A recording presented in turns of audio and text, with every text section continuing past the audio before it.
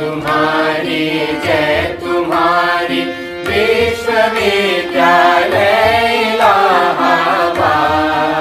जय जय तुम्हारी विश्वविद्यालय इलाहाबाद।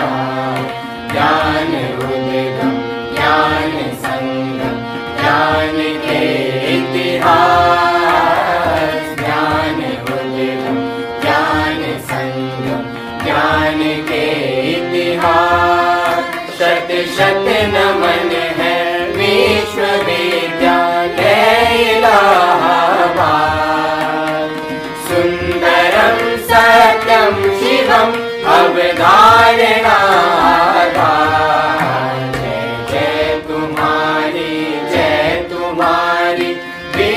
विश्वविद्यालय इलाहाबाद। जय तुम्हारी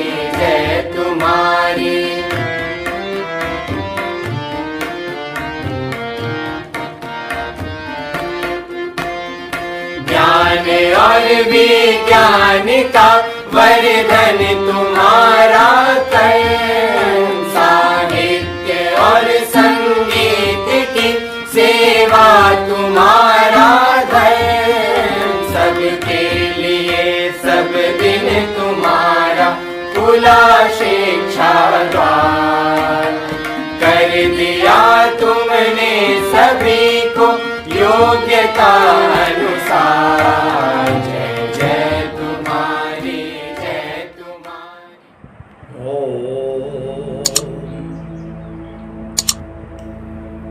सच्चिदानंद रूपाय विश्वोत्पत्त्यादि हेतवे तापत्रय विनाशाय श्री कृष्णाय वयं नमः। जन्माद्यस्य यतोऽन्वयादितरतश्चार्थे स्वभिज्ञः स्वराट्। तेने ब्रह्महृदायादिकवये मुह्यन्ति यत्सूरयः। तेजो वारिमृदां यथा विनिमयो यत्र त्रिसर्गो मृषा। धाम्ना स्वेन सदा निरस्तकुहकं सत्यं परं धीमहि। यं प्रव्रजन्तमनुपेतमपेतकृत्यं द्वैपायनो विरहकातरया जुहाव। पुत्रेति तन्मयतया तरवोऽभिनेदुः तं सर्वभूतहृदयं मुनिमानतोऽस्मि। ॐ पूर्णमदः पूर्णमिदं पूर्णात् पूर्णमुदच्यते पूर्णस्य पूर्णमादाय पूर्णमेवावशिष्यते। ॐ शान्तिः शान्तिः शान्तिः।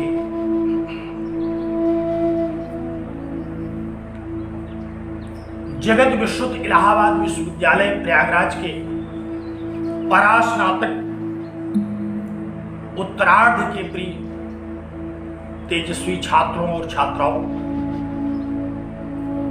पूर्व छात्रों, शिक्षकों और वेदांतानुरागी सज्जनों,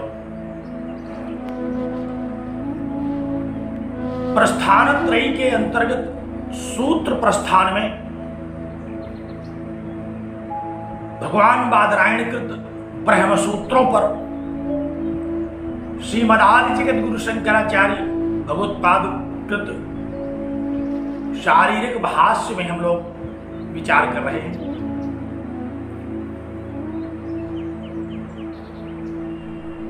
आनंदमयाधिकरण पर यह विचार विगत दिनों से आरंभ है। परमानंद स्वरूप परमात्मा के स्वरूप का निरूपण करने वाला यह प्रकरण, त्रिविध दुखों को नष्ट करने वाला यह महनीय शास्त्र आप सब लोगों के परम कल्याण के लिए हो, आप सब लोगों का मंगलकारी हो। इन शुभकामनाओं के साथ मैं आप सबको नमन करता हूं। मैं नित्य शुद्ध बुद्ध मुक्त सत्य स्वभाव परमपिता परमेश्वर से यह प्रार्थना करता हूं कि आप लोगों का चित्त एकाग्र हो, बुद्धि निर्मल और कुशाग्र हो और इस महनीय शास्त्र को आप हृदयंगम करने की क्षमता प्राप्त कर सकें। स्मरण करें,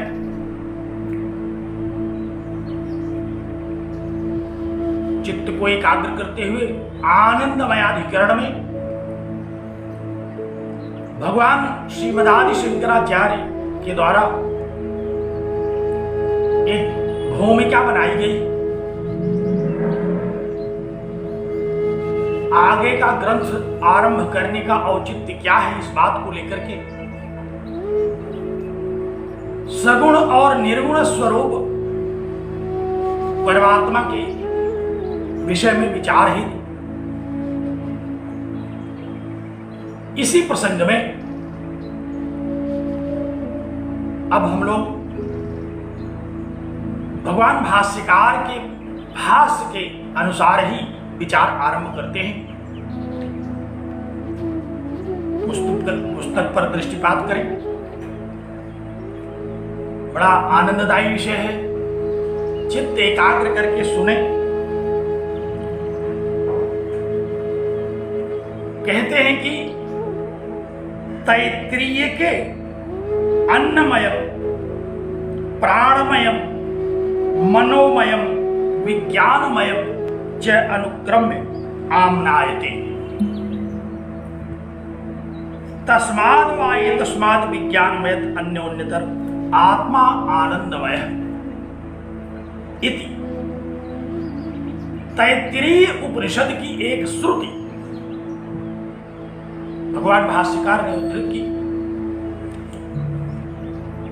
बड़ा महत्वपूर्ण उपनिषद है, अद्भुत है। जो प्रसंग आज भगवान भाष्यकार इस उपनिषद से उठा रहे हैं, जहां तक मेरी जानकारी है, ये केवल इसी उपनिषद का विषय है। परमात्मा के स्वरूप का निरूपण करने के लिए इस श्रुति को उद्धृत किया। आपको स्मरण होगा, आरंभ में ही इन सूत्रों के अंतर्गत उपनिषदों से श्रुतियों को उद्धृत करके विचार किया जाता है। यही इनका परम लक्ष्य है। इन सूत्रों का उद्देश्य क्या है? इन सूत्रों का एकमात्र उद्देश्य है कि इनके अनुसार वेदांतों से, उपनिषदों से श्रुतियों को उद्धृत करके उस पर विचार करना। एक एक सूत्र में अनेक श्रुति वाक्य उद्धृत होते हैं। ये सूत्र है, इसमें श्रुति वाक्य रूपी पुष्प गुंफित किए गए। आरंभ में ही भगवान भाष्यकार ने इसका कथन किया था। तो आज तैत्तिरीय उपनिषद की इस श्रुति को उन्होंने उद्धृत किया विचार करने के लिए। क्या विचार करना है आज? परमानंद स्वरूप आत्मा है। परमात्मा को आनंद स्वरूप कहते हैं। वेदांत में, वेदांतों के द्वारा परमात्मा के स्वरूप का निरूपण करते हुए अनेक बार परमानंद स्वरूप कहा गया है। जैसे सत्यम ज्ञानमनंतम ब्रह्म कहा गया, उसी प्रकार परमात्मा के लिए परमानंद स्वरूप कहा गया, आनंद स्वरूप कहा गया। कहां से यह विचार आया आनंद स्वरूप कहने का? भगवान भाष्यकार ने इस श्रुति को उद्धृत किया, कहा कि देखिए यहां से आनंदमय स्वरूप का यहां से विचार आता है। इस आनंदमय अधिकरण का ये मूल विचार बिंदु है। यह तैत्तिरीय उपनिषद का जो श्रुति वाक्य आया, क्या श्रुति वाक्य है? कहा कि तस्माद् वाये तस्माद् विज्ञानमय अन्योन्यतर आत्मा आनंदमय है। आत्मा आनंदमय है, आत्मा आनंदमय है। और किस प्रसंग में कहा गया आत्मा को आनंदमय? कहते हैं कि अन्नमय, प्राणमय, मनोमय, विज्ञानमय च अनुक्रम में एक अनुक्रम बनाया गया, एक क्रम बनाया हुआ है यहां कोश निरूपण का। आप लोग पंचदशी में पंचकोश विवेक पढ़ेंगे, अगर पढ़ लिया हो तो अच्छा है, न पढ़ लिया होगा तो पढ़ेंगे आप आगे चल करके।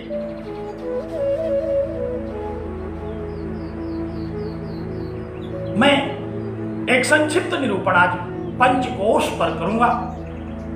ये पंचकोश है क्या? आप सब लोगों ने नाम सुना है, अन्नमय कोश, प्राणमय कोश, मनोमय कोश, विज्ञानमय कोश और आनंदमय कोश। तैत्तिरीय उपनिषद की यह खोज है। आपको स्मरण होगा द्वितीय मंत्र में जहां ब्रह्म के तटस्थ लक्षण पर हम लोग चर्चा कर रहे थे, वहां अंत में ब्रह्म के तटस्थ लक्षण को बताते हुए इसी तैत्तिरीय उपनिषद का एक प्रकरण उद्धृत किया गया था। क्या कहा गया था कि वरुणम पितरम उपससार, भृगुर्वै वारुणी वरुणम पितरम उपससार।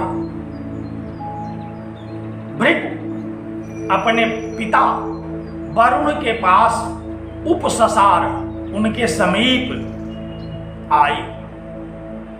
हम लोग गुरु जी पढ़ाते थे तो कहते थे कि शुद्ध का शब्द चयन कहा, उपससार अपने पिताजी के पास सरकते सरकते आए, धीरे धीरे विनीत भाव से, श्रद्धा समन्वित होकर के, और आकर के क्या कहा, अधि भगो ब्रह्म, हे भगवान मुझे ब्रह्म का उपदेश करो।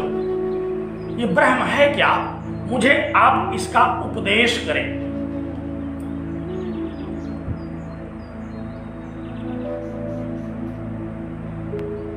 पिता ने कहा कि इसको समझने के लिए तप करने की आवश्यकता है, साधना करने की आवश्यकता है।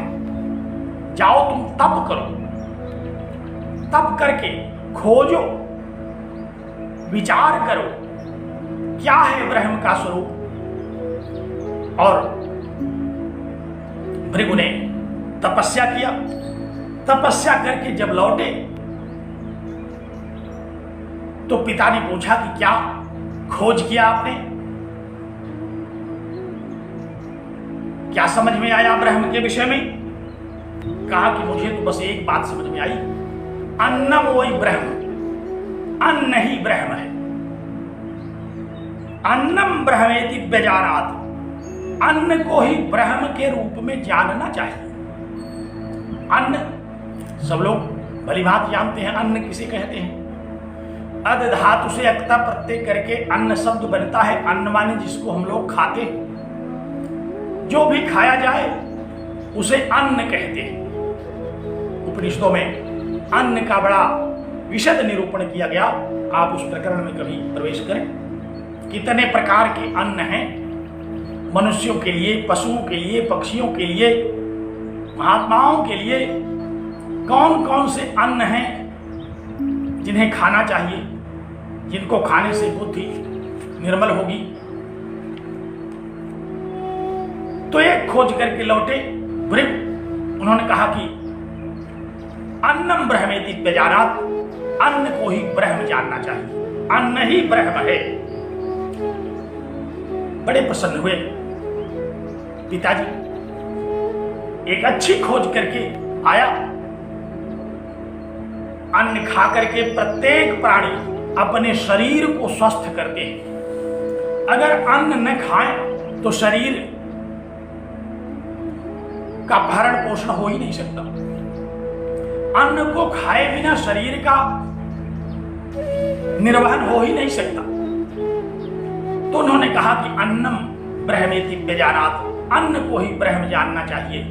ये अन्न है, अन्न रस से, अन्न के रस से रक्त, अस्थि, मज्जा, मांस इत्यादि बनता है और शरीर इससे हृष्ट पुष्ट स्वस्थ तंदुरुस्त मांसल होता है। और शरीर के स्वस्थ हुए बिना विचार नहीं हो सकता। शरीर माध्यम खलु धर्म साधन, शरीर जो है वह साधना का सर्वप्रथम उपकरण है। तो पहली खोज किया उन्होंने कि अन्न ही ब्रह्म है। और यह खोज इतनी महत्वपूर्ण हुई कि आज हमारा सारा का सारा विज्ञान, जो विशेष रूप से चिकित्सा विज्ञान है, आयुर्वेद से लेकर के जितनी भी एलोपैथ, होम्योपैथ की सारी अवधारणाएं हैं, वे सब इसी के आधार पर चलती है। क्या खाना चाहिए, क्या नहीं खाना चाहिए, शरीरों में किसके कौन सा तत्व प्रधान है, उसके अनुसार कौन सी औषधि दी जानी चाहिए। तो अन्न जो है यही इस जगत का कारण है। भृगु ने कहा कि अन्नात् वै इमानि भूतानि जायन्ते तेन जातानि जीवन्ति तत्पर्यन्तभिसंविशन्ति। कहा कि अन्न से ही यह सारा का सारा संसार उत्पन्न होता है। पृथ्वी से अन्न और अन्न से सारा संसार उत्पन्न होता है, उसी को खा करके जीवित रहता है और अंततः उसी में विलीन हो जाता है। खाते खाते समाप्त हो जाता है। एक दिन विचार करते करते कुछ दिनों तक विचार किया अन्न के ब्रह्म स्वरूप को, लेकिन संतोष नहीं हुआ। पुनः पिता से पूछा कि लगता है कि ब्रह्म का यह मूल स्वरूप नहीं है, आप बताएं। उन्होंने कहा भी और तपस्या की आवश्यकता है। फिर तपस्या किया उसने, कहा कि तपसा ब्रह्म जिज्ञासस्व, तपस्या के द्वारा ब्रह्म को जानो, तपस्या के द्वारा, साधना के द्वारा ब्रह्म को जानने की इच्छा करो। और उसने पुनः तपस्या किया। पुनः तपस्या करने के बाद उसे जो ज्ञान हुआ, उस ज्ञान को लेकर के पुनः पिता के पास आया। पिताजी ने पूछा क्या खोज किया? कहा कि प्राणो ब्रह्मेति व्यजानात्, प्राण जो है वो ब्रह्म है। प्राण माने इंद्रियां, पंच प्राण। क्योंकि शरीर में भोजन करने के बाद भी एक ऐसी ऊर्जा की आवश्यकता होती है जो ऊर्जा इस प्राण से मिलती है, इस प्राण वायु से मिलती है। अगर ये प्राण वायु ही नहीं रहेगा तो शरीर चाहे जितना मोटा, हृष्ट पुष्ट तंदुरुस्त हो, इसको मृत घोषित कर दिया जाएगा। तो इसमें प्राण की अनिवार्यता है। इसलिए प्राणो ब्रह्मेति व्यजानात्, प्राण ही ब्रह्म है। प्राणात् खलु इमानि भूतानि जायन्ते, प्राण से ही यह सारा का सारा संसार चलता है।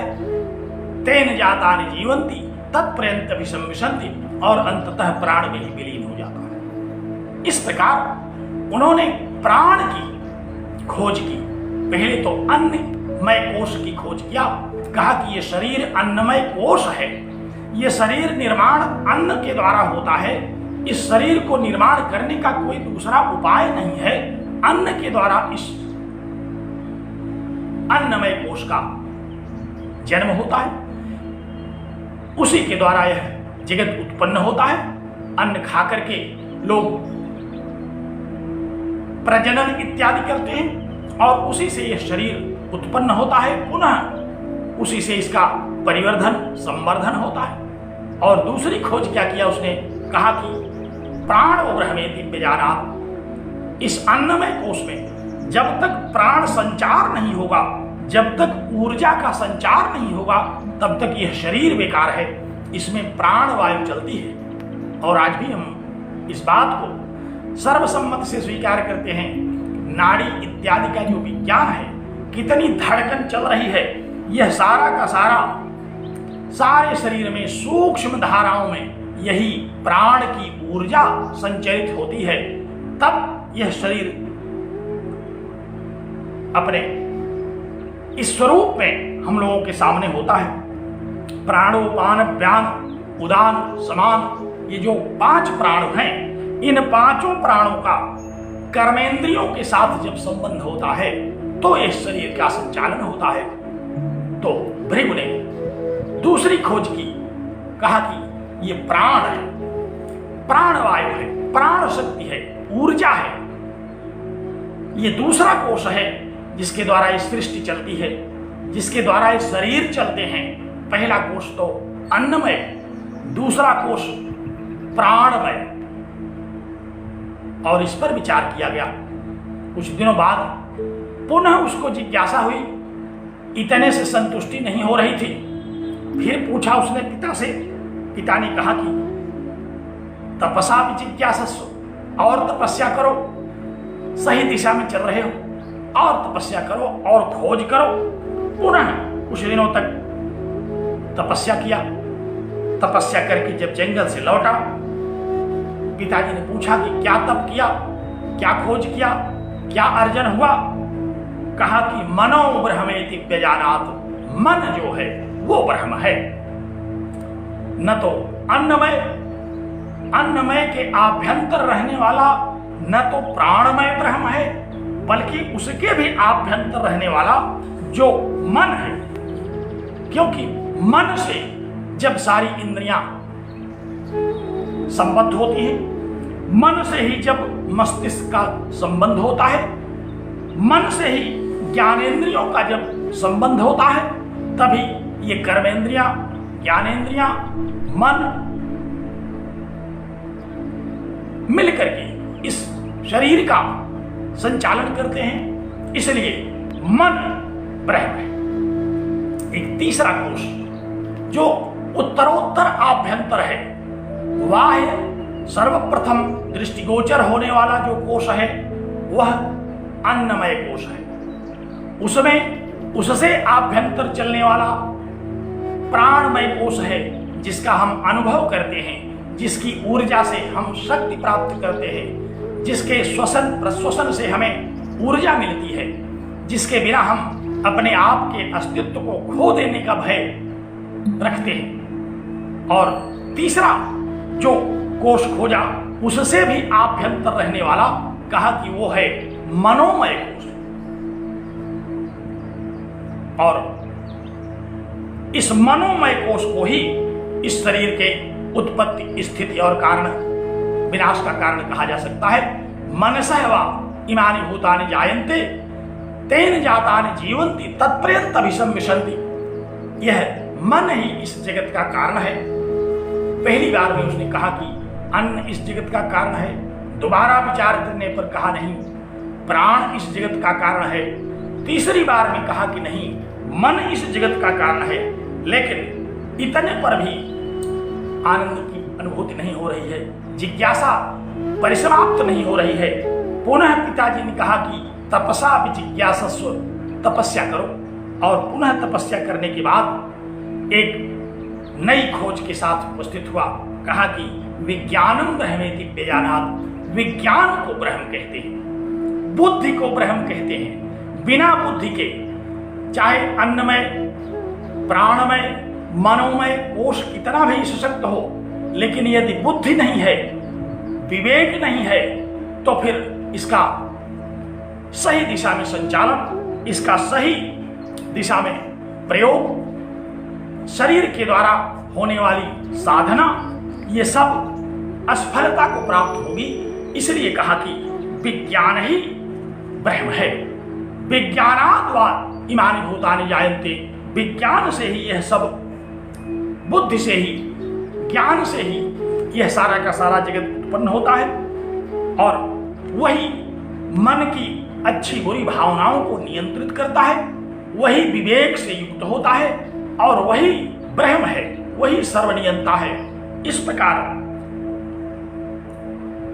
विज्ञानमय कोश की खोज की तो अन्नमय, प्राणमय, मनोमय और विज्ञानमय कोश, इन 4 जो कोश हैं शरीर में, इसमें एक तो अन्न से शरीर की उत्पत्ति और शेष जो 3 हैं वे शरीर जैसे निकाय को सुगठित संगठित करने वाले हैं, क्योंकि इंद्रियां, मन, बुद्धि ये सब मिलकर के इस शरीर को नियंत्रित करते हैं, इस शरीर की संरचना में उपयोगी होते हैं। बिना इन तीनों के एकत्र हुए शरीर का मार्ग निर्धारित नहीं हो सकता, शरीर सही दिशा में नहीं चल सकता, शरीर की गतिविधि बाधित हो सकती है। इसलिए इन 4 कोशों को आविष्कृत किया गया, लेकिन फिर भी संतोष नहीं हुआ। अंततः पिता ने पुनः कहा कि और प्रयास करो, और अंतिम बार जब वह तपस्या करने गया तो तपस्या करके लौटा ही नहीं। बहुत दिन बाद जब पिताजी ने सोचा कि लगता है लौटेगा ही नहीं, खोज शुरू की गई। देखा जाकर के एक जगह पिता ने कि वह तपस्या में मग्न है, परमानंद मग्न है, और अब आनंद स्वरूप परमात्मा में वह विलीन होता चला जा रहा है। उसने कहा कि अब आनंद आ गया है, अब आनंद की अनुभूति हो गई है, और कहा कि आनंदात वही खल इमारे भूतानि जायन्ते, इसी परमानंद स्वरूप से यह सारा का सारा संसार उत्पन्न होता है। हम लोग जन्माद्यस्यतः के प्रकरण में इसी प्रकरण से आरंभ करके तैत्तिरीय उपनिषद के इस सृष्टि क्रम में परमात्मा की जगत कारणता का जो विषय था, वहां जिज्ञासा हुई कि क्या है ब्रह्म, किसे कहते हैं ब्रह्म। तो सर्वप्रथम पिता ने कहा कि यतो आयमानि भूतानि जायन्ते येन जातानि जीवन्ति यत्प्रयन्त्य विसंविशन्ति तद ब्रह्म, जिससे यह जगत उत्पन्न होता है और जिसके द्वारा यह रहता है, अंततः जिसमें विलीन हो जाता है, उसी को ब्रह्म कहते हैं। लेकिन वो है क्या, वहां उसके स्वरूप का निरूपण नहीं हुआ। स्वरूप का निरूपण तो इस तैत्तिरीय उपनिषद की इस खोज से हुआ, जो कि आज तक इससे बढ़कर के कोई खोज नहीं हो सकी। ये पंचकोश विवेक है, अन्नमय, प्राणमय, मनोमय, विज्ञानमय और अंततः आनंदमय कोश है। कहा कि पिताजी अब कोई आवश्यकता नहीं रह गई, अब किसी वस्तु को समझने की आवश्यकता नहीं रह गई, अब परम संतोष की प्राप्ति हो गई, आनंद की अनुभूति हो रही है, और अब ये पक्का हो गया कि आनंदम खलु ब्रह्म, आनंदम ब्रह्मेति व्यजानात्, आनंद को ब्रह्म के रूप में जानना चाहिए, यही ब्रह्म है। तो यह जो पंचकोश निरूपण किया तैत्तिरीय उपनिषद में, इसका उल्लेख करते हुए यही पूर्ण सत्य है। जब तक आनंद स्वरूप की अवगति नहीं होगी, तब तक शरीर, प्राण, मन, विज्ञान, इन सबको न तो शांति मिलेगी, न तो आनंद मिलेगा, न इनको पारलौकिक सुख की प्राप्ति होगी। यह एक क्रम है, इस क्रम से आभ्यंतर चिंतन होता है। तो आज भगवान भाष्यकार ने इस श्रुति को उद्धृत किया, कहा कि तस्माद् वाये तस्मात् विज्ञानमयात् अन्यो अंतर आत्मा आनंदमय है। कहा कि यह विज्ञानमय का भी जो आभ्यंतर है वह है आनंदमय कोश, सबसे बाहर अन्नमय, फिर प्राणमय, तत्पश्चात मनोमय, ततः परम विज्ञानमय, और आभ्यंतरतम जो है सर्वांतर ज्ञानी, जिसको हम सबके अंतर कहते हैं। विज्ञान के भी अंदर कौन है? कहा कि वह परमानंद है। उस परमानंद का जो स्वरूप है, उसी परमानंद स्वरूप को ब्रह्म कहते हैं। वरुण ने अपने पुत्र भृगु को इस प्रकार ब्रह्म के ज्ञान से अवगत कराया। तो इस तैत्तिरीय उपनिषद की यह जो खोज है, मोक्ष की प्राप्ति में परम उपयोगी है। जब तक हम इन पंचकोशों के विषय में यथार्थ ज्ञान नहीं कर लेंगे, जब तक हम कोष से विनिर्मुक्त नहीं होंगे और परमानंद स्वरूप परमात्मा की अनुभूति नहीं करेंगे, तब तक हमें मोक्ष की प्राप्ति नहीं होगी, शरीर से मुक्ति नहीं होगी, बंधन से मुक्ति नहीं होगी। इस त्रिविध दुख से हमें छुटकारा नहीं मिलेगा, इस जगत जंजाल से मुक्ति नहीं मिलने वाली है जब तक हमें इन परमात्मा की इस आनंदमय कोष का अपरोक्ष नहीं हो जाएगा। और हम लोग देखते भी हैं संसार में इसी प्रकार क्रम है प्राणियों का। ये कोष सब में नहीं है, ये पंच कोष जो हैं ये केवल मनुष्यों में है। इसके अतिरिक्त अन्य प्राणियों में ये पांचों कोष नहीं है। बहुत सारे ऐसे कीड़े मकोड़े हैं जो केवल खाए और जन्म लिया, खाया और मर गए। ढेर सारे ऐसे कीड़े मकोड़े हैं, वो केवल अन्नमय कोष हैं। उनकी उत्पत्ति हुई, कुछ दिनों तक खाते रहे और किसी दिन धूप प्रखर हुई, किसी दिन पानी बरसा, किसी दिन तेज हवा चली, मर गए। क्योंकि उनमें अन्य कोई बल नहीं है, उनमें प्राणमय कोष नहीं है कि ऊर्जा का संचार हो सके, उनमें मनोमय कोष नहीं है कि वो विचारवान हो सके, अपनी जीवन की रक्षा कर सके, अपने जीवन को सुरक्षित रख सके। ये ढेर सारे ऐसे कीड़े मकोड़े नाना प्रकार के हैं जो कि जंतु कहे जाते हैं। जायते इति जंतु, केवल पैदा तो हो गए और कुछ इधर उधर खा पी करके 10-5 दिन 2-4 मिनट जितना भी उनकी आयु रही वो जीवित रहे और थोड़े से संकट में उन्होंने प्राण त्याग करके दूसरे शरीर को धारण कर लिया। वो अन्नमय कोष है। ऐसे जो जीव जंतु हैं वो केवल अन्नमय कोष हैं। ऐसे दृश्यमान बहुत सारे जीव जंतु आप ध्यान से विचार करेंगे तो आपको समझ में आएगा कि केवल अन्नमय कोष से सुनिर्मित, केवल अन्नमय कोष के रूप में बहुत सारे शरीर केवल उत्पत्ति और विनाश को प्राप्त हो रहे हैं और कोई भी चेतना, कोई भी विचार, कोई भी ऊर्जा उनमें नहीं है। तो ये अन्नमय कोष है। जगत के अधिसंख्य ऐसे जंतु हैं, ऐसे प्राणी हैं। और दूसरा प्राणमय कोष भी उन कीड़े मकोड़ों से थोड़ा सा ऊपर होता है जो कि पशु पक्षियों में पाया जाता है। उनके शरीर में इंद्रियां होती हैं, उनमें जिजीविषा होती है, उनमें संकटों से बच करके भागने की कुछ प्रवृत्तियां देखी जाती हैं, सशक्त होते हैं, बलवान होते हैं। वे सामान्य रूप से थोड़े मोड़े झंझट में प्राण त्याग नहीं करते। उनमें अन्नमय के बाद प्राणमय कोष का भी संचार होता है। थोड़ी ऊर्जा उनके शरीर में होती है, थोड़ी सी शक्ति शरीर को संचालित करने की उनकी होती है। समस्या से भागने की प्रवृत्ति, कहीं अनुरक्ति होने की प्रवृत्ति, भोजन और आहार, निद्रा, भय, मैथुनम च, ये सब उनसे युक्त होते हैं। तो ऐसे जो पशु पक्षी तिर्यक बहुत सारे ऐसे जीव जंतु हैं जिनमें ये केवल 2 ही कोष होते हैं, केवल अन्नमय कोष, खाया पिया और इधर उधर भटके अंततः प्राण दे दिया। और तीसरा जो मनोमय कोष है, यहां से समझदार लोगों की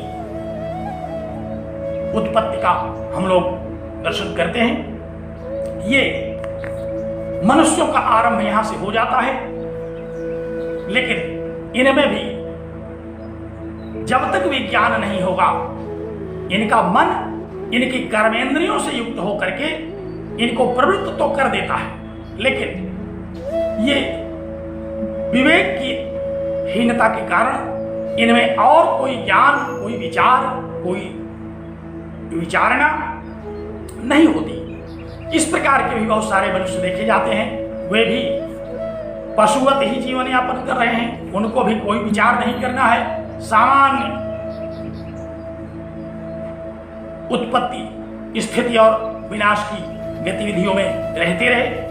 और चौथा जो कोष है विज्ञान में, ये पूर्ण मनुष्य का होता है। इसमें मनुष्य ऊर्जावान भी होता है, विचारवान भी होता है, विवेकवान भी होता है। बड़े बड़े ऋषियों, महर्षियों, मुनियों, विद्वानों, ज्ञानियों में ये 4 कोश जो हैं वो प्रबलता से देखे जाते हैं।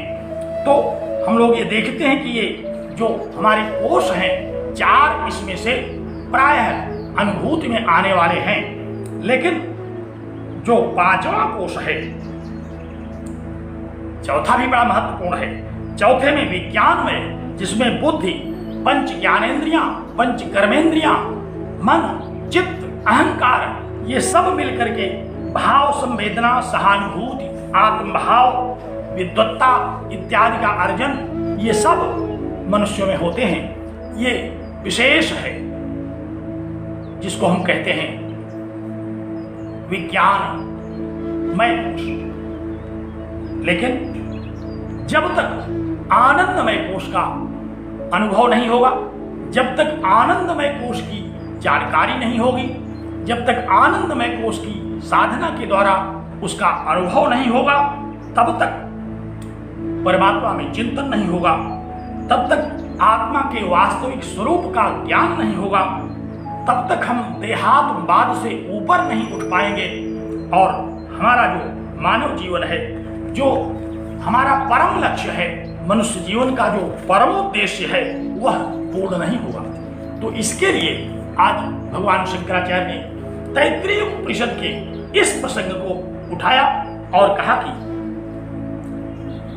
विचार करिए इन 5 कोशों पर, और इन 5 कोशों में जो 5वां कोश है आनंदमय कोश, विशेष रूप से उस पर विचार को केंद्रित किया गया। कहा कि ध्यान दीजिए भाष्य की पंक्ति पर, तैत्तिरीय उपनिषद में अन्नमय, प्राणमय, मनोमय, विज्ञानमय और इसी क्रम में आनंदमय कोश का भी पाठ किया गया, पढ़ा गया। आमनायते माने इसका भी वाचन किया गया। क्या है? श्रुति। श्रुति ने कहा कि तस्माद वा एतस्माद विज्ञानमयात् अन्योन्यतर, कहा कि अन्नमय के अंदर अन्नमय का आभ्यंतरवर्ती प्राणमय, प्राणमय का आभ्यंतरवर्ती मनोमय, मनोमय का आभ्यंतरवर्ती विज्ञानमय, और एतस्मात् विज्ञानमयात्, इस विज्ञानमय का जो आभ्यंतरवर्ती है, तो अन्योन्यतर, इसका जो आभ्यंतरवर्ती आत्मा है वह है आनंदमय। यह श्रुति प्राप्त होती है। क्या प्राप्त होती है? कि शरीर के भीतर प्राणमय, प्राणमय के अंदर मनोमय, पुनः विज्ञानमय और फिर आनंदमय। तो ये आनंदमय क्या है, इस पर विचार करना शुरू किया, क्योंकि यहाँ परमात्मा को आनंदमय कहा गया है, इसलिए आनंदमय पर ही विचार केंद्रित किया। कहा कि तत्र संशय, इस श्रुति को श्रवण करने पर, इसको पढ़ने पर संशय उठता है, मन में जिज्ञासा उठती है। संशय माने भी जिज्ञासा ही होता है। संशयन विजानाति संशयात्मा विनश्यति, कहा जाता है कि संशय होता है तब हम जानने की ओर प्रवृत्त होते हैं, और नहीं जान पाए, संशय में ही पड़े रह गए तो विनाश को ही प्राप्त हो जाता है। तो संशय के द्वारा ही ज्ञान की प्राप्ति, और ज्ञान की प्राप्ति अगर न हो सकी तो संशय में ही विनाश हो जाता है। तो तत्र संशय है, यहां संशय हुआ। क्या संशय हुआ? संशय बताते हैं। कहा कि किम है आनंदमय शब्देन परमेव ब्रह्मोच्यते यत् प्रकृतम सत्यम ज्ञानमनंतम ब्रह्म इति। कहा कि तैत्तिरीय उपनिषद के इस श्रुतिवाक्य में जो आनंदमय शब्द आया, क्या यह परमेव ब्रह्मोच्यते, क्या यह पर ब्रह्म के लिए ही आया? क्या इस आनंदमय शब्द का संकेत उस पर ब्रह्म की ओर है, जिसको श्रुतियों ने कहा कि सत्यम ज्ञानमनंतम ब्रह्म, उसी को कहा गया यह आनंदमय स्वरूप?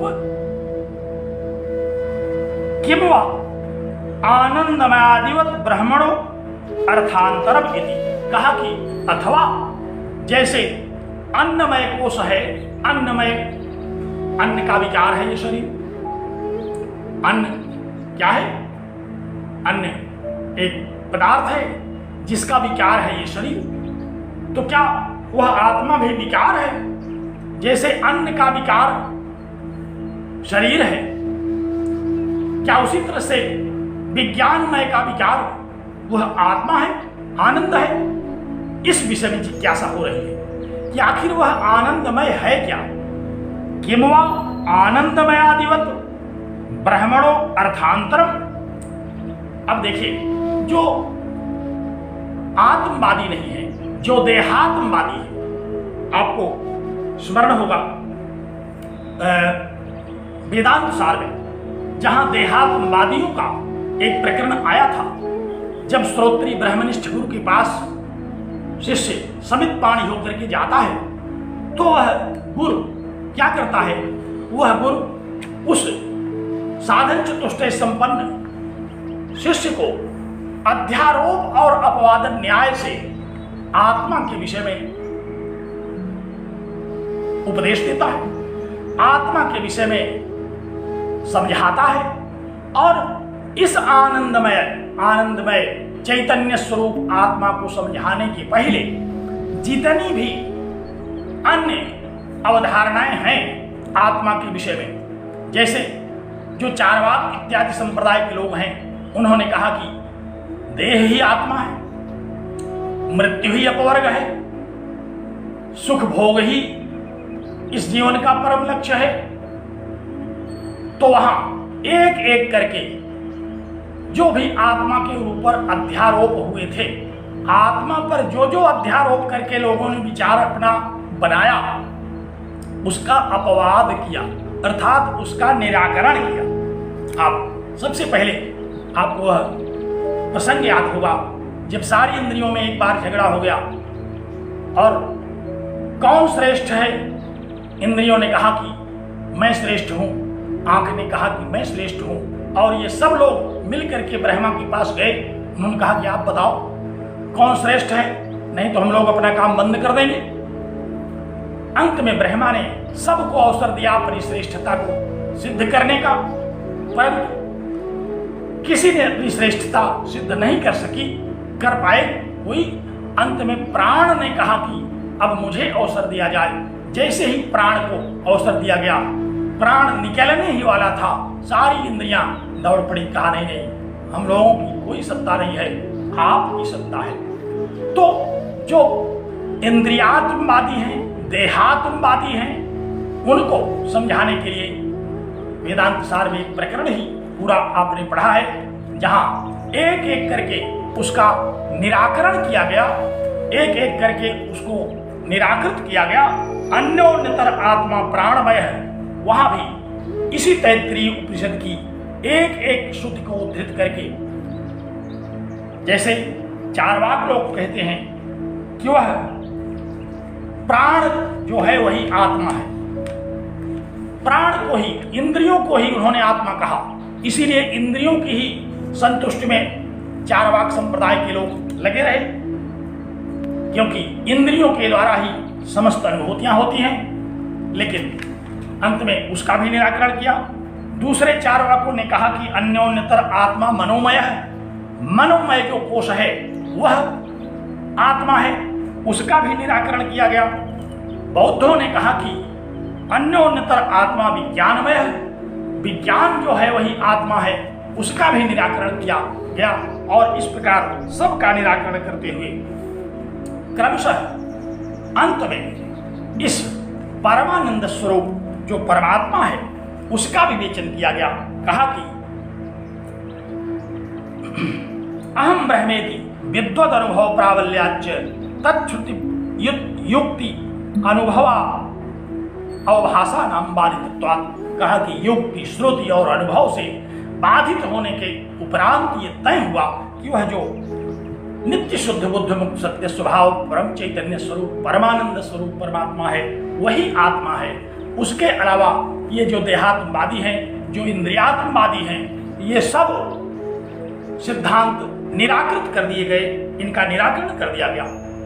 तो यहां भी उसी संदेह को उठाया, कहा कि यह जो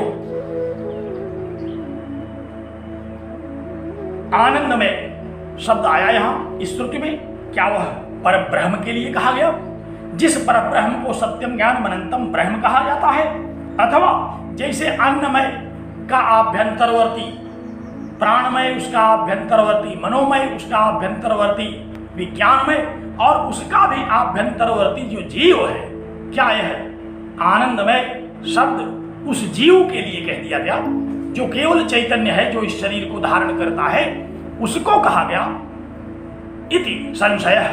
ऐसा संशय होता है, ऐसी आशंका होती है मन में। इस श्रुति को सुनने से आनंदमय शब्द जब हमारे समक्ष विचारार्थ आता है तो यह संदेह उठता है कि ये जो आनंदमय शब्द आया, इस आनंदमय शब्द का तात्पर्य क्या है।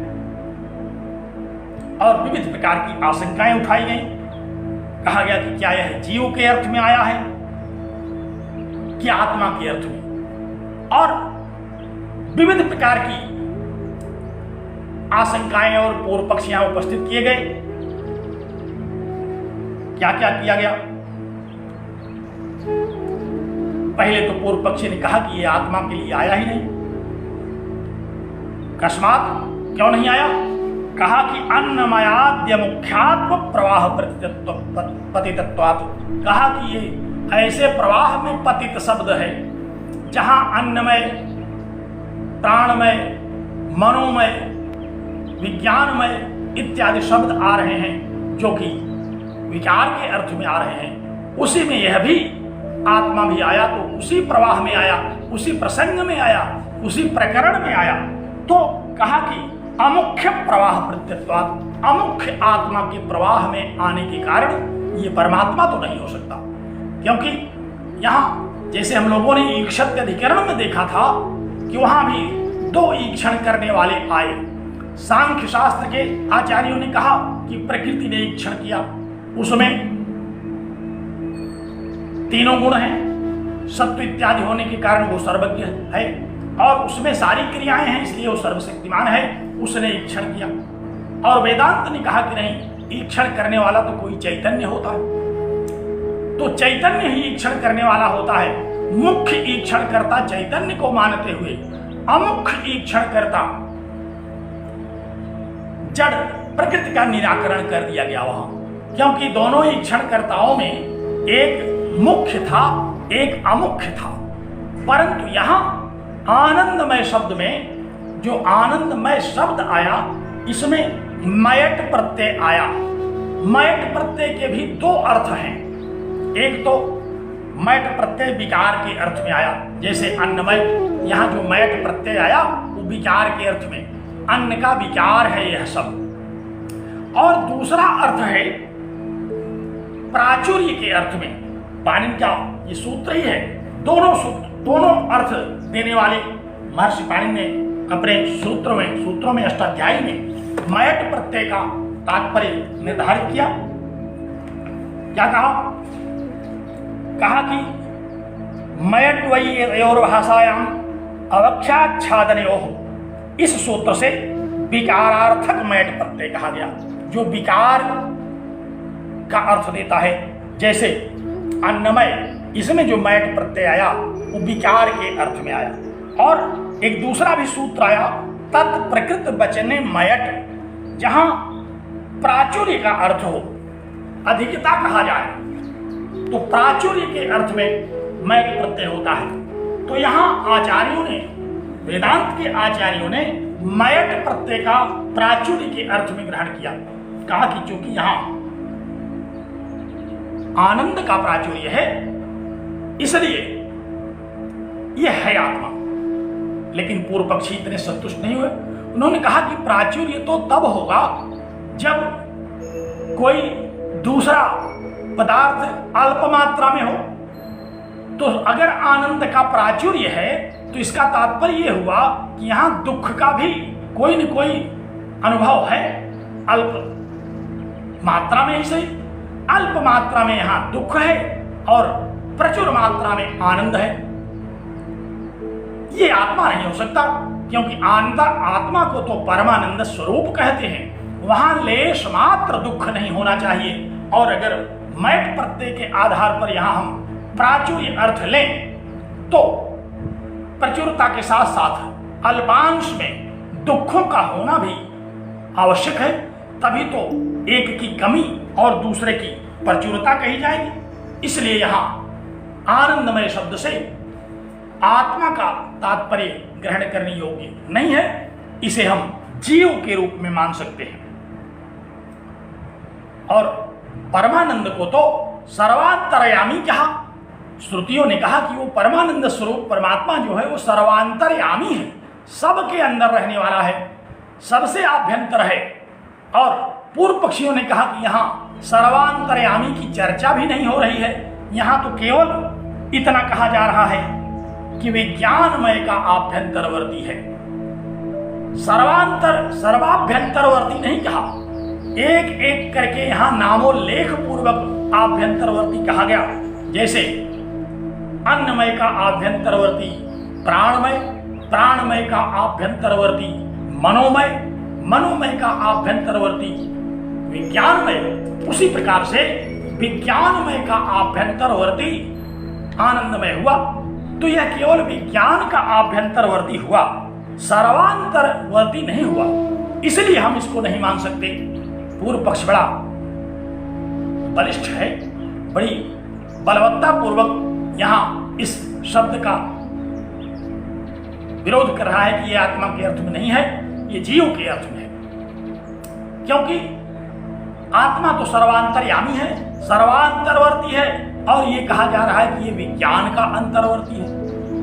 माना कि विज्ञान का पूर्ववर्ती 3 कोश और है, लेकिन ये है तो विज्ञान का ही आभ्यंतरवर्ती, सर्वांतरवर्ती तो हुआ नहीं।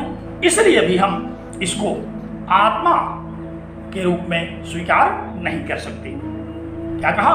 कहा कि अथापि स्यात् सर्वांतरत्वात् आनंदमयो मुख्य आत्मा। कहा कि जो आनंदमय मुख्य रूप से जिस आत्मा को आनंदमय रूप में कहा जाता है वह तो सर्वांतरवर्ती है, और ये सर्वांतरवर्ती नहीं है, ये तो विज्ञानमय का अंतर्वर्ती है। इसलिए भी यहाँ जो आनंद स्वरूप आत्मा कहा गया वह आत्मा के अर्थ में नहीं, वो जीव के अर्थ में है। और पूर्व पक्ष किया, कहा कि यहाँ एक रूपक बना करके समझाया गया। कहा कि जैसे एक शरीर मान करके इसको हम जीव मानते हैं, तो आत्मा का भी कहा गया कि आत्मा का ब्रह्मपुच्छ प्रतिष्ठा, आत्मा का सिर है, आत्मा का आधार है। इस प्रकार एक रूपक बना करके आत्मा के विषय में समझाया गया। आत्मा का शरीर है, तो पूर्व पक्षियों ने कहा कि अगर आत्मा का शरीर है तो वह असंग नहीं हुआ, अगर आत्मा का सिर है तब तो वह शरीरधारी हुआ। और इस रूपक के द्वारा तो यही सुनिश्चित होता है कि यह जो आत्मा आनंदमय शब्द आया, ये उस परमात्मा के लिए नहीं आया, यह जीव के लिए आया। क्योंकि जीव भी आभ्यंतरवर्ती है, जीव का अपना एक शरीर है, जीव के अपने अंग हैं, जीव के सिर हैं, हाथ हैं। इस प्रकार यह जो रूपक बना, यह रूपक भी परमात्मा के अर्थ में नहीं आया, क्योंकि परमात्मा तो शरीरधारी हुआ नहीं, वो तो नित्य निर्गुण निराकार सर्वांतरयामी है। न ये सर्वांतरयामी है, न निर्गुण है, न निराकार है। केवल आत्मा आनंदमय शब्द आया, इससे हम जीव के अर्थ में इसको ग्रहण कर लेते हैं, जीव ही है यह। यहाँ जो आनंदमय शब्द आया, ये किस अर्थ में आया? कहा जीव के अर्थ में आया। तस्य इस आत्मा शारीर है, यह पूर्वस्य सच शरीर से सतह प्रिय अप्रिय स्पर्शो बारहितुं शक्यः न। कहा कि वह जब सशरीर है, जब शरीर के साथ उसका रूपक बांधा जा रहा है, शरीर के रूपक के रूप में हमको समझाया जा रहा है, तो फिर वह आत्मा नहीं हो सकता, वो जीव ही है। तस्मात् संसारीय व आनंदमय आत्मा, इसलिए यह जो आत्मा शब्द आया, ये संसारी के अर्थ में आया, जीव के अर्थ में आया। इत्येवं प्राप्ते, ऐसा पूर्व पक्ष प्राप्त करने पर इदम उच्यते। भगवान भाष्यकार अब आरंभ करते हैं कि देखिए, आप लोगों का यह जो पूर्व पक्ष है वो सर्वथा निराधार है, क्योंकि ईक्षत्य अधिकरण में जो दो अर्थ आए थे, उसमें एक गौड़ था, एक मुख्य था। तो गौड़ का हमने परित्याग कर दिया और मुख्य को ग्रहण कर लिया। यहां जो मयट प्रत्यय आया है, इसके दोनों अर्थ मुख्य है। प्राचुर्य अर्थ भी मुख्य है और विकार अर्थ भी मुख्य है। तो इसलिए हम इतने पर तो यहां आपकी इस बात को नहीं मानेंगे, हम इस पर विचार करेंगे, हम श्रुतियों का विचार करेंगे, हम व्याकरण से विचार करेंगे, हम अनुभव पूर्वक विचार करेंगे, तर्क से विचार करेंगे, विविध विचार के जो भी आयाम हैं, हम उन सारे विचारों के द्वारा इस निश्चय पर पहुंचेंगे कि यह जो श्रुति है तैत्तिरीय उपनिषद की आनंदमय, ये आनंदमय शब्द जीव के लिए कहा गया कि आत्मा के लिए कहा गया। ये संसारी है कि असंसारी है, ये शरीर से संबंध रखने वाला है कि शरीर से अलग है। अगर ये आभ्यंतरवर्ती है तो जाहिर सी बात है कि शरीर से संबंध रखने वाला है, जबकि आनंदमय जो आत्मा है वो शरीर से संबंध नहीं रखेगा। तो फिर किस प्रकार से यह आनंदमय है, ये किस अर्थ में है? ये परमानंद आनंदमय स्वरूप जो यहाँ शब्द आया वो जीव के अर्थ में आया कि आत्मा के अर्थ में, परमात्मा के अर्थ में आया। इस पर हमें विचार करना पड़ेगा और हम इसका विचार व्यापक रूप से करेंगे। कहा कि करिए फिर विचार। क्या विचार करना है? कहा कि पर एव आत्मा आनंदमयो भवितुमर्हति। कहा ये परमात्मा के ही अर्थ में होने योग्य है। यह जो आत्मा आनंदमय शब्द आया इस श्रुति में, तैत्तिरीय उपनिषद की इस श्रुति में, पंचकोश प्रकरण के इस प्रसंग में अन्नमय कोश, प्राणमय कोश, मनोमय कोश और विज्ञानमय कोश का जो आभ्यंतरवर्ती कोश है आनंदमय कोश, ये परमात्मा के ही अर्थ में आया है, आया होना चाहिए। क्या वाक्य कहा भगवान भाष्यकार ने? कहा कि पर एव आत्मानंदमयो भवितुमर्हति। कहा कि यह जो आत्मा, यह जो आनंदमय शब्द आया, ये पर एव आत्मा, ये परमात्मा ही भवितुमर्हति, ये परमात्मा ही है, परमात्मा ही होना चाहिए, परमात्मा ही होने योग्य है। ये जीव जो है वो आनंदमय नहीं है, क्योंकि जीव को तो दुख भी होता है, जीव तो त्रिविध दुखों से संत्रस्त भी है, जीव तो बंधन ग्रस्त है। और यहाँ जिस आनंदमय शब्द का कथन इस श्रुति में किया गया वह तो पर एव आत्मा आनंदमयो भवितुमर्हति, वह परमात्मा जो आनंदमय स्वरूप का परमात्मा कहा गया वो उसी अर्थ में होने योग्य है। कुतः कैसे होने योग्य है? पूर्व पक्षियों ने बड़ा जोरदार विरोध करना चाहा। कैसे आप इस बात को कह सकते हैं? इतनी देर से हम लोग चर्चा कर रहे हैं, आप नहीं कह पा रहे हैं और आप फिर भी कह दे रहे हैं कि ये परमात्मा के अर्थ में ही होने योग्य है। कैसे होने योग्य है? जितनी होने की योग्यता थी उस पर तो हम लोगों ने विचार कर लिया कि जैसे अन्नमय का आभ्यंतरवर्ती प्राणमय है, उसी तरह से विज्ञानमय का आभ्यंतरवर्ती ये आनंद में भी है। ये शरीर का विकार है और शरीर के विकार क्या है? सुख दुख इत्यादि। सुख दुख का अनुभव करने वाला ये जो जीव है वही यहाँ सर्वांतरवर्ती कहा जा रहा है। ये उस परमानंद शब्द के द्वारा परमात्मा का अर्थ यहाँ ग्रहण करने योग्य नहीं है। अब भगवान भाष्यकार ने कहा कि इस पर हम विचार करेंगे, आप लोग भी बैठिए हमारे साथ। कहा कितनी देर लगेगी? कहा विचार तो बहुत दिन तक चलेगा। क्यों? कहा अभ्यासात, हम आपसे कई प्रकार के विचार करेंगे, अभ्यास करेंगे विचारों का। क्या अभ्यास करेंगे विचारों का?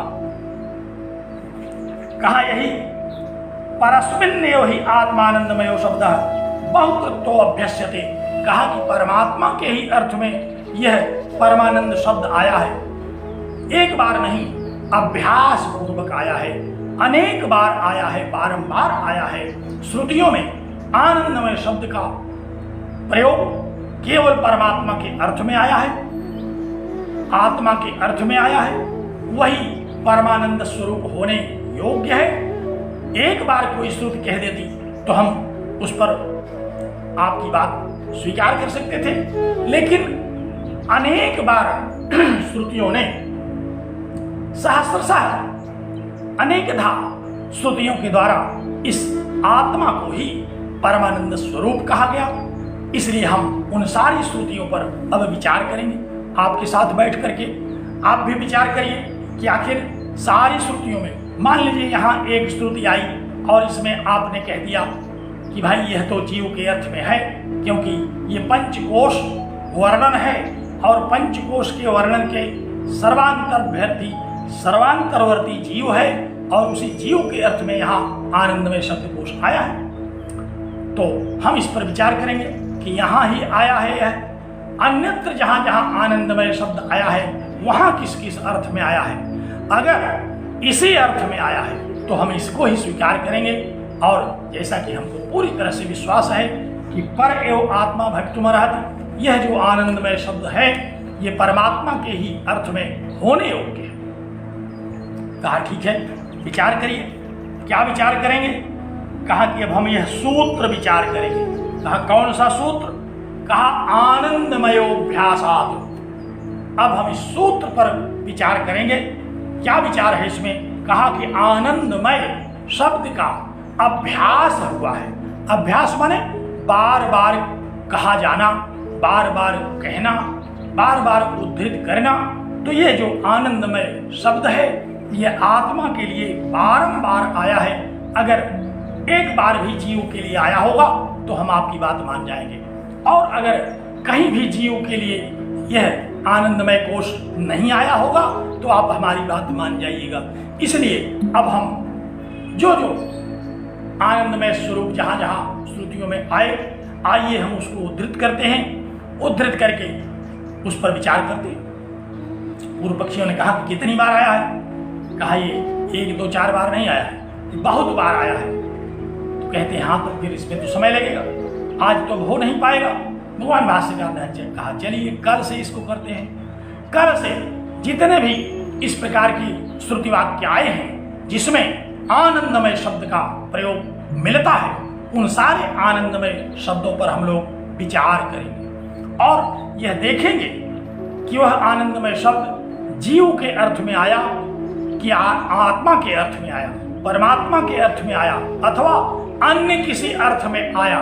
जितने भी अर्थ होंगे आनंदमय शब्द के, हम उन सारे तात्पर्यों पर, सारे अर्थों पर विचार करके इस प्रकरण में, इस श्रुति पर यह निराकरण करेंगे। इस बात को ग्रहण करेंगे कि आत्मा आनंदमय है। आनंदमय शब्द आत्मा के अर्थ में ही आया कि जीव के अर्थ में आया। तो इस पर हम लोग भी कल विचार करेंगे, क्योंकि बहुत सारी श्रुतियां हैं। उन सारी श्रुतियों को हम लोग एक एक पढ़ेंगे और पढ़ करके विचार करेंगे। क्योंकि आनंदमय अगर विचारार्थ मिले तो आनंदमय को छोड़ करके दुखमय की ओर कौन जाएगा? कौन ऐसा मूर्ख होगा जो आनंदमय को छोड़ करके दुखमय पर विचार करे? तो हम लोग भी आनंदमय पर विचार करेंगे। तो अब हम अगले व्याख्यान में इन श्रुतियों का वाचन करेंगे और एक एक करके आनंदमय शब्द किसके लिए आया, जीव के लिए आया कि परमात्मा के लिए आया, इस पर हम लोग निराकरण करेंगे और फिर इस बात का पूर्व पक्ष को उत्तर देंगे कि वस्तुतः आनंद शब्द किस लिए आया है। आनंदमय शब्द आत्मा के लिए आया कि शरीरस्थ अज्ञान युक्त जीव के लिए आया। तो इन्हीं शब्दों के साथ अब हम लोग आज का यह प्रसंग संपन्न करते हैं। तो आइए मंगलाचरण करें। ओम पूर्णमदः पूर्णमिदं पूर्णात् पूर्णमुदच्यते पूर्णस्य पूर्णमादाय पूर्णमेवावशिष्यते। ओम शांति शांति शांति।